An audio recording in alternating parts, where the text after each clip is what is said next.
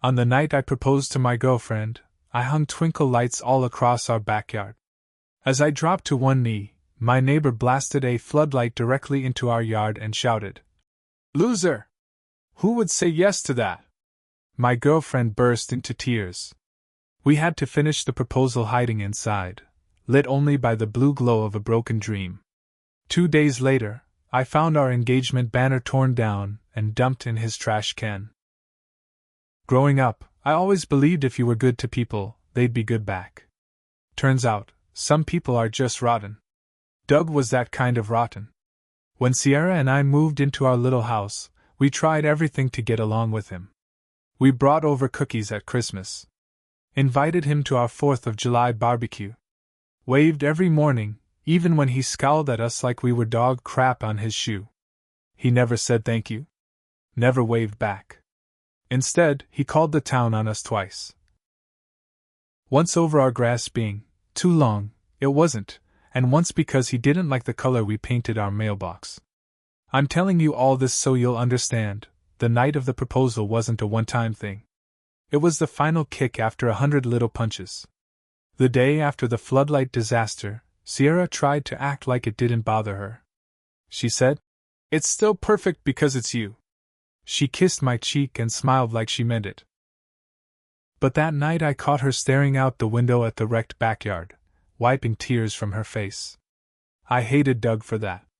Hated that he'd reached into our happiest moment and poisoned it. When I found our banner in his trash, all bets were off. He didn't just want to ruin our night.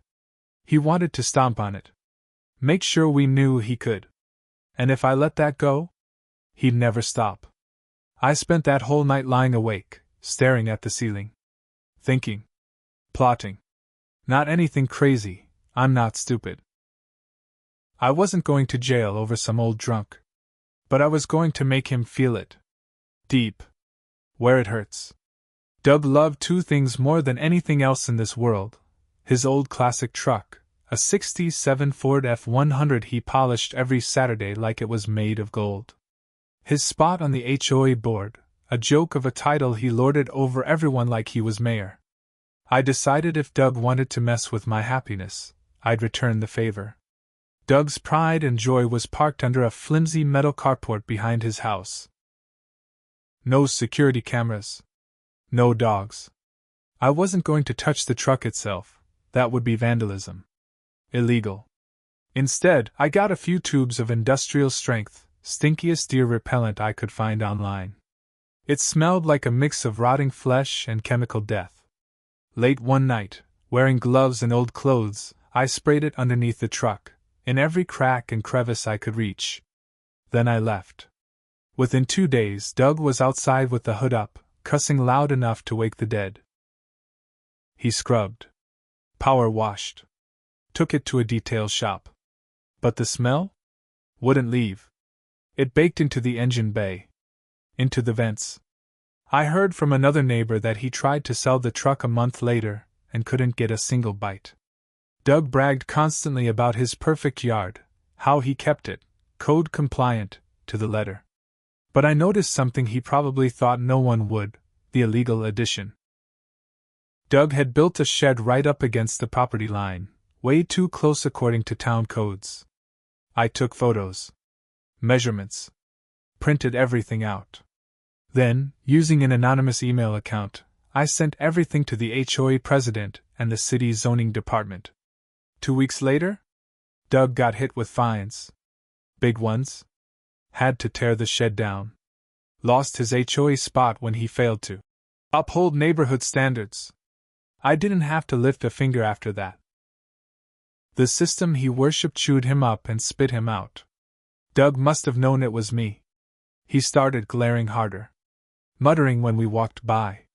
One morning, I found the word, trash, spray painted across my garage door. I called the cops. Filed a report. Didn't have proof it was him, but everyone knew. That's when I decided I wasn't done either. If Doug wanted a war, he was about to get one. Doug wanted war. I decided he was going to drown in it. After the garage door thing, Sierra begged me to just let it go. Mike, please. He's not worth it. I looked at her, really looked at her, and saw it. She wasn't just scared of Doug. She was scared of what I might turn into because of him. That gave me a moment's pause. But when 2 nights later someone threw a dead rat onto our porch wrapped in a piece of our old engagement banner. Yeah. That pause was gone. I spent the next week setting traps. Not the kind you buy at a hardware store. The kind you build with patience. I started small. Real small. Doug's trash pickup day was Thursday. The city had strict rules about trash cans needing to be off the curb by noon the next day. 3 Thursdays in a row, I reported him when he forgot. Small fines, barely a slap. But Doug was cheap. Cheap in his bones. It ate at him. Then I noticed something even better. Doug's backyard? It backed right up to the town's nature trail. And Doug, being Doug, had stretched his fence about 3 feet past the legal boundary line, right onto town property. I filed a complaint. Quietly. Anonymously. City sent a survey team out. Doug got hit with a violation so steep it made the truck fines look like pocket change. Had to tear down the back half of his fence. Lost that precious privacy, he ranted about nonstop. That should have been enough. But Doug still wasn't done. He started blasting music at all hours. Metal, country, screaming garbage, shaking our windows at 2 in the morning. He let his dog loose in our yard, tearing up Sierra's garden. He even stood at the edge of his broken fence one night, beer in hand, shouting, "Hope she leaves you, you little girl!" That's when I knew.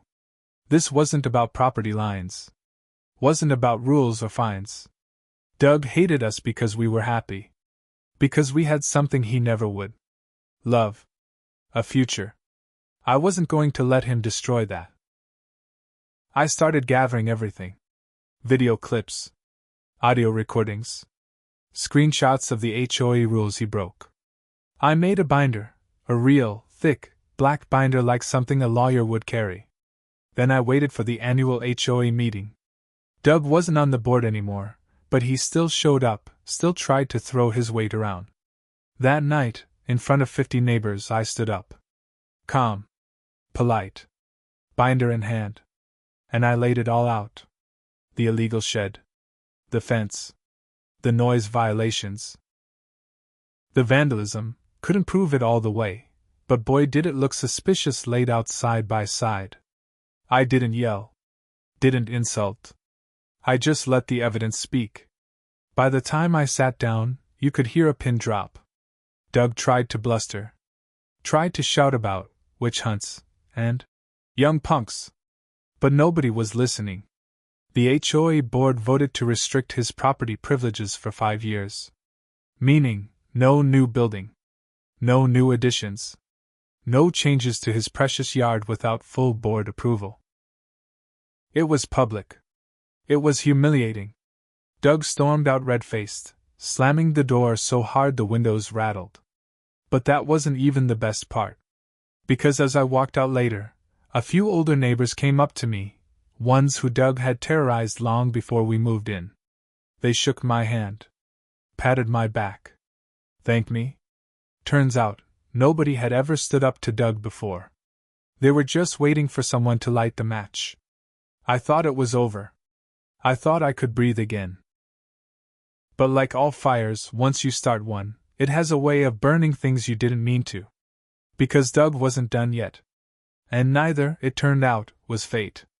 For about a week after the HOA meeting, it was quiet.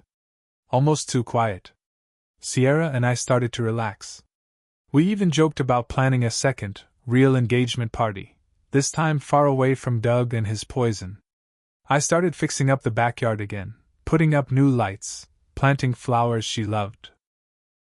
Life, for the first time in months, felt like it might go back to normal. Then one morning, I opened my mailbox and froze. Inside was a letter. No return address. Just one sentence, scrawled in messy, angry handwriting. "You're gonna regret this." There was no signature, but I didn't need one. The stink of it was pure Doug. That night, Sierra's car got egged.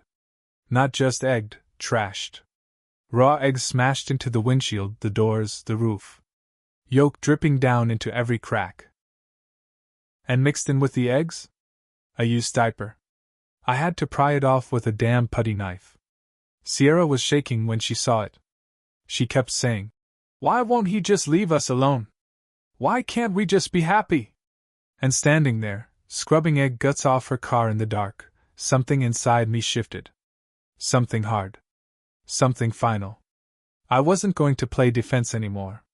I was going to finish this. For real. I started digging deeper into Doug's life. Public records. Property taxes. Court filings. It didn't take long to find the crack in his armor. Doug was broke. Sure, he strutted around like a king, but his house? Second mortgage. Late payments. He was one bad month away from losing everything. And guess what? Old Doug had been renting out his back room under the table for years, against zoning laws, against HOA rules, and definitely against city code. No permits. No inspections. All it took was a few anonymous calls. Code enforcement showed up 2 weeks later with a fat stack of violations. Doug lost his renter. Lost his extra cash. Fines started piling up faster than he could pay them. His truck still smelled like death. His fence was half torn down. And now the bank was circling like vultures. But that wasn't even the worst part for Doug. No, the worst part came from inside his own house. Because the renter he'd had turned out to be his nephew. And when the city forced him out, the nephew wasn't shy about telling everyone in town exactly what Doug was like behind closed doors. Drunk. Violent. Petty. Racist. People stopped talking to Doug at the diner. Stopped inviting him to Sunday church. Even his drinking buddies at the bar started leaving when he walked in. Doug was radioactive. And he knew exactly who lit the fuse. One night, just after midnight, I heard pounding at our door. I grabbed a bat and yanked it open. There stood Doug. Drunk. Red-faced. Wild-eyed. "You did this," he slurred. "You ruined my life." He staggered forward, trying to shove past me. But I didn't move. I didn't flinch. I just stared him down and said, "You did that all by yourself." Doug's face twisted up like he was going to hit me. I gripped the bat tighter. Sierra was behind me, phone already dialing 911. Doug must have seen it. Because he staggered back, stumbled down the steps, and disappeared into the night. The cops found him an hour later, passed out behind the VFW hall. They gave him a warning. 2 weeks later, he packed up and left town. No goodbye. No fight. Just gone. Like a bad smell blown away by a clean wind.